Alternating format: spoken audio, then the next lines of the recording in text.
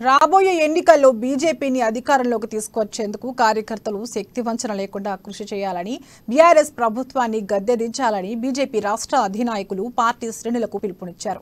Assembly నియోజకవర్గాల్లో BJP polling booth committee సభ్యుల సమ్మేళనాన్ని virtual ద్వారా నిర్వహించారు. ఈ కార్యక్రమాన్ని స్థానిక ప్రజాసేవా భవన్ వద్ద ఆదిలాబాద్ బీజేపీ నాయకులు కంది శ్రీనివాసరెడ్డితో పాటు పలువురు నాయకులు కార్యకర్తలు టీవీల ద్వారా ప్రత్యక్షంగా వీక్షించారు.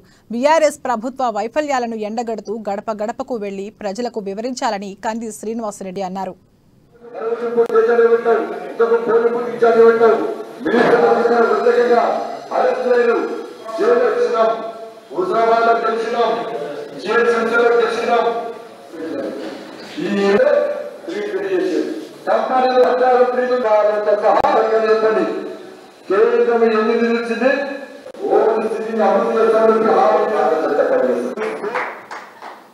థ్యాంక్ యూ సోనిరావు గారు, వెల్కమ్.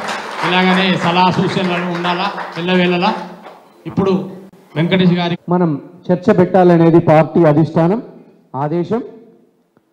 టీఆర్ఎస్ ప్రభుత్వ వైఫల్యాలు మీ అందరికీ గుర్తే.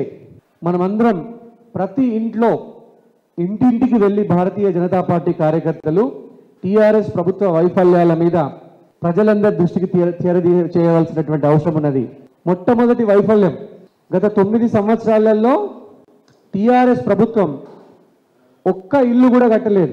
ఒక్కొక్క డబుల్ బెడ్రూమ్ మీద జనాల దగ్గర నుంచి 50,000 రూపాయలు, 1,00,000 రూపాయలు, 2,00,000 రూపాయలు వసూలు చేసి టీఆర్ఎస్ దళారుల గులాబీ చొక్కా నేతల జేబుల్లోకి నింపుకుంటున్నారు. అలాగే 9 ఏళ్లల్లా ఒక ఎస్సీ బిడ్డకైనా, ఒక ఎస్టీ బిడ్డకైనా, ఒక బీసీ బిడ్డకైనా ఒక్కళ్ళకు కూడా సబ్ ప్లాన్ కింద సబ్సిడీ మీద ఒక్కళ్ళకు కూడా ఒక లోన్ రాలే. 4 ఏళ్లల్లా ఒక్క యారవడ్డ కుటుంబంకైనా రేషన్ కార్డు ఇవ్వలేదు.